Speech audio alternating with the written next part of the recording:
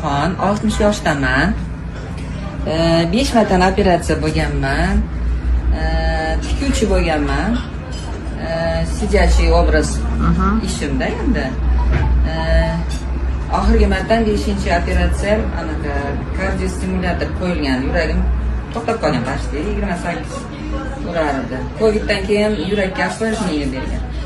Keyin Ayzaxon meni ahvolimni ko'rib, shu yerga nimaga xitoyliklar kelgan, anaqa prezentatsiyaga.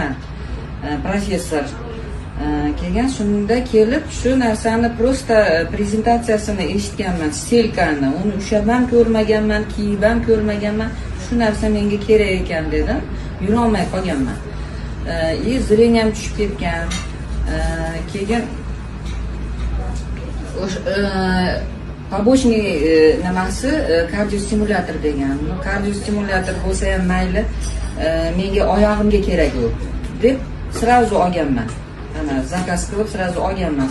Shundan beri mana sentyabrda 17-sentyabrda olgan bo'lsam, shundan beri mana kiyib yuraman. Hozir ham oyog'imda mana ochkini ham shunda olganman. 20 ta odamlarga stelka ochki kiygizganman. Hammasi qarindoshlarim, qaynsinlarim, opalarim, qaynopa, qudalar hammasi kiygan.